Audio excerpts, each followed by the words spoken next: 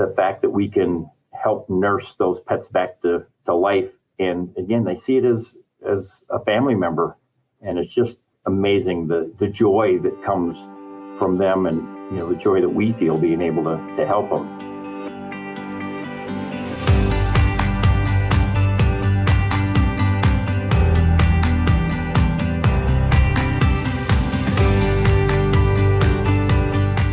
Hello, and welcome to Give a Dog a Bone. I'm Genevieve Frederick, the founder of Feeding Pets of the Homeless. Find out more about our mission and the animals we've helped. Hear the stories of insiders, volunteers, and leaders about why we do what we do and how you can make a difference. It's all here on Give a Dog a Bone.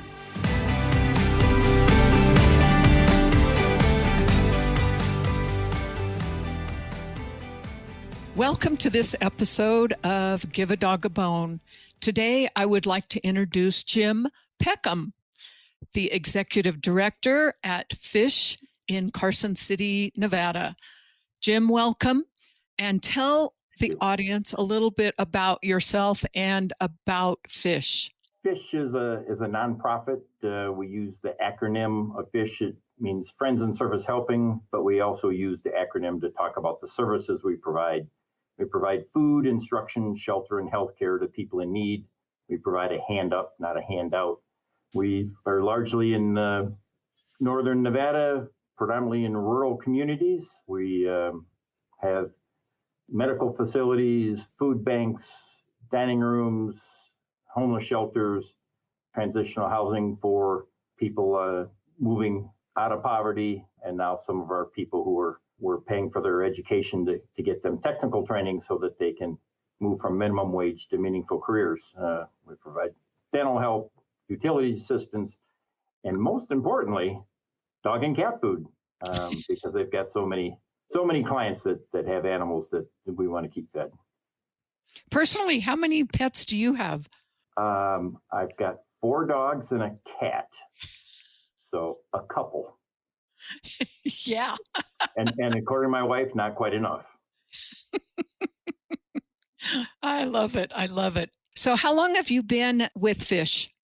I've been here about 12 years, going almost 13 years, I guess. F.I.S.H has been around since 1979.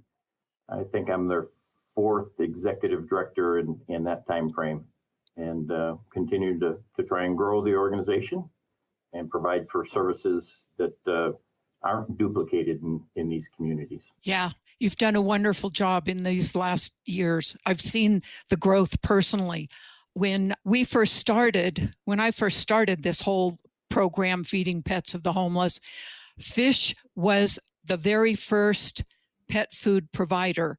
At that time, I was working with another executive director, and when I approached him and I said, "Hey, do you get people coming to your food bank that have pets?" And he said, "Oh yeah, we get lots of those." And I said, "Would you be willing to distribute any donations of pet food?" And he said, "Absolutely."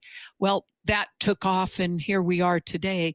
I can tell you that F.I.S.H has now distributed over $145,000 worth of pet food and supplies that we've supplied to you. Now, not all of our donation sites will give us their poundage and their numbers, but that's just kind of a rough estimate. And that was since 2008. So when we first started that, and it was all those donations came from a number of donation sites here in Carson City. So because of you and I, we're friends through Rotary, and that's kind of, you kind of got stuck with me from the very beginning at F.I.S.H and then again at Rotary. And you're a great guy and a family man and a pet lover, and I couldn't be more happy to associate myself with F.I.S.H. In fact, you might want to tell the audience about the wellness clinics that we've done there. Yeah, absolutely. So coordinated by Pets of the Homeless, they bring in a number of veterinarians and we open up to serve about 100 people, 80 to 100 people who bring in their pets, cats, dogs, ferrets, parakeets. It's amazing the different critters that come in, and so people are able to get free services and get a health check and vaccinations as appropriate and things of that sort. And normally we've got all kinds of extra leashes and toys and things of that sort that dog beds, crates that they can take. And most years we have some of the extra is also able to trim toenails and that sort of thing to keep the animals in peak health. And very well attended, and people look forward to it. We were sorry we couldn't do it during the COVID year, but we're on track again to be able to provide that service, and looking forward to it. Yeah, we're looking forward to it too, because then this is one of the few times that at one of our wellness clinics that our staff and local volunteers can really get hands-on. Normally, these wellness clinics happen all over the country, and we help facilitate the event by offering some of our volunteers that are in those communities. There's a lot of people that don't think they should have pets, or if they're low income and they can't afford veterinary care or pet food. What is your comment on that? Again, those pet clinics are critical and gives us more time to interact with the pet owners. And you soon realize that they're not pets, they're family members. A lot of these individuals have been either have isolated themselves from their families or been abandoned by their families. And the only really connection that they have is with that pet. And again, whether it be cats or dogs or whatever it might be. And they really think of them as children and family members. And, we've always had a fairly good supply, rather inconsistent for dog and cat food, but Pets of the Homeless have made that so we always have a supply. And we start running low, I just make one phone call, and next thing I know, we're out picking up hundreds of pounds of food. And so that's worked out really good, and it's helped us to build some deeper relationships with some of our clients too, so that we can the more we know about them, the easier it is for us to help them to manage through life and give them a hand up so that next month is better than last month. Awesome. So, Jim, do you have any specific stories about any of your clients and their pets? I don't know about a specific one, but it's just, it really touches the heart when you know that you're making an impact. And oftentimes people are bringing pets that have been sick and that people don't have any kind of money to be able to get the medical treatment and medication, which oftentimes isn't that expensive. Sometimes it's extensive, but a lot of times it's just basic antibiotics and some of the basic shots that the animals need. And the fact that we can help nurse those pets back to life. And again, they see it as a family member. And it's just amazing the joy that comes from them, and the joy that we feel being able to help them. We've got a lot of three-legged dogs that show up, 150-pound dogs, and we got 2-pound dogs, and again, all kinds of variety of cats. And it's kind of a neat scenario. And then those clients all bond with each other and build relationships. When they're waiting in line or having some of the desserts and drinks and things that we provide to make their life go well. And so some of those, they're attracted to each other from a standpoint of both being pet lovers, and that assists them in building relationships that they can count on. If they need to go to a doctor's appointment, someone else can watch their animal or whatever it might be. So, it's just, there's too many stories to be able to articulate. I want our listeners to know that they can take pet food to any of our donation sites that we have listed on our website.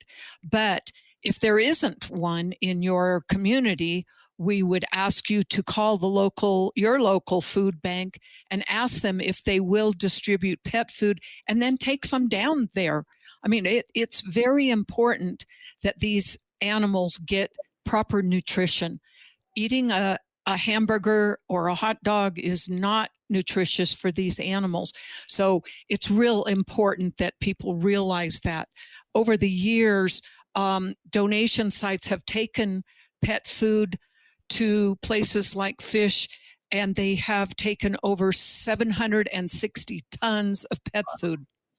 Yeah, it's a lot. And this is going across the country.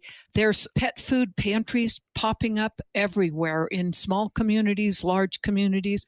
So I encourage the listeners to, this is why we named this podcast, Give a Dog a Bone. Please take pet food to either one of our donation sites, and it will end up at a place that will distribute that to low income as well as the homeless. That's all that we have time for today, unless, Jim, you want to add something to the conversation? Yeah, just a couple of things. Cat food seems to be the hardest to come by, and so that's always very helpful. But we take rabbit pellets, dog food, horse feed, all kinds of things. And something that Genevieve said earlier, I think is critical for people to understand, is that if we're not providing dog food and cat food and whatnot, people are sharing their personal food, and they will go hungry so that their pet eats. And their pet's not eating the best of food, but it's what they have available. And that's why we started, even before Pets of the Homeless came about, to provide as best we could dog and cat food and other foods. So it really does make a big difference to the population.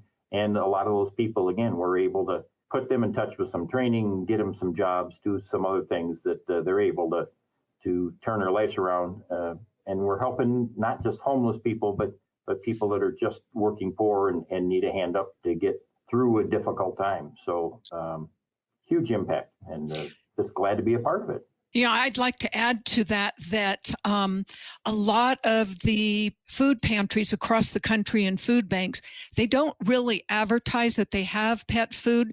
But if one of our listeners out there, are in need of pet food, make sure that you ask at that where you go now to get your human food, if they have any pet food. Sometimes they just have a small supply, and so they don't advertise it. But on our website, there are definitely, we have over 430 of them across the country that we know that are advertising that they have pet food, and they will distribute it to anybody that comes through their food bank. So I think we hit everybody, the homeless, the low income. We've hit everybody today, and I am just very thankful for what you do to our neighbors here in Carson City, Jim. It's a great organization, and I believe that's it for today. And I thank you, Jim, for all you do, and be sure to listen to our next podcast to learn more about the work we do to help pets of homeless across the country. Bye now.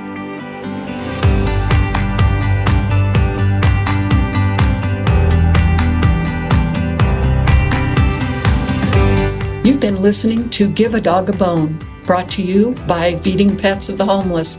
If you've enjoyed the show, help us by leaving us a 5-star review. It really helps new listeners find the show. If you'd like to connect with us, you can find us on social media and the web at petsofthehomeless.org. I've been your host, Genevieve. Until next time, thanks for listening.